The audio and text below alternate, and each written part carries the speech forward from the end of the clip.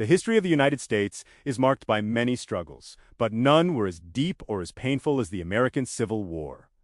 Imagine a nation, not even a century old, suddenly tearing itself apart from the inside. By the year 1861, the United States was a house divided. The North was a place of growing cities, factories, and a rising movement to end the moral evil of slavery. The South, however, was a world of vast plantations, where the entire economy and social structure depended on the labor of 4 million enslaved African Americans. This was the fundamental spark that lit the fire of war. When Abraham Lincoln, a man known for his opposition to the expansion of slavery, was elected president in 1860, the Southern states felt their way of life was under direct threat. One by one, 11 Southern states seceded from the Union, forming the Confederate States of America. The first shot was fired at Fort Sumter on April 1861. What followed was 4 years of the most intense and bloody conflict ever seen on American soil. It was truly a tragedy where brothers fought against brothers and classmates from military. Academies faced each other on opposite sides of the battlefield.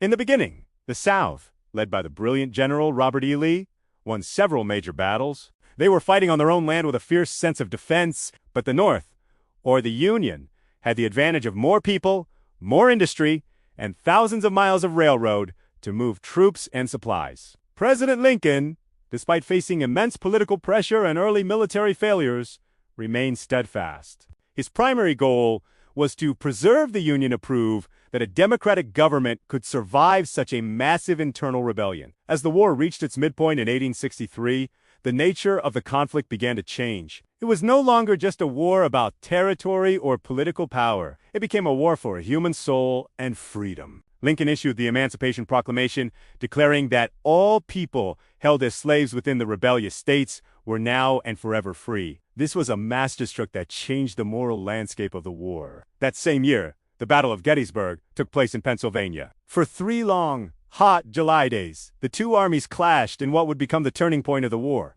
The Union's victory at Gettysburg stopped Lee's invasion of the North and broke the momentum of the Confederacy. A few months later, Lincoln stood on that very battlefield and delivered the Gettysburg Address, reminding everyone that the nation was conceived in liberty and dedicated to the proposition that all men are created equal. The final 2 years were a grueling war of attrition. General Ulysses S. Grant took command of all Union armies and launched a relentless campaign to destroy the Confederate ability to fight. While the fighting was brutal, the end was becoming clear.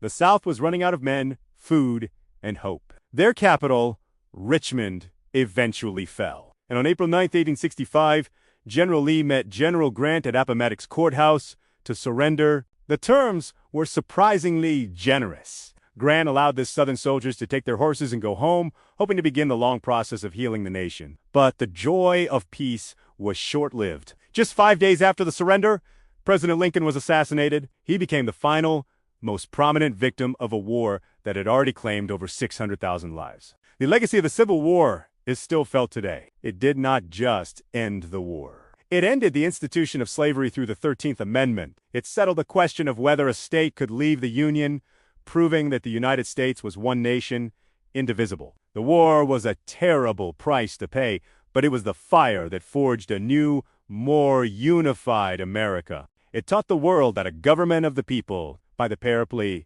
and for the people, could indeed endure even the darkest of times.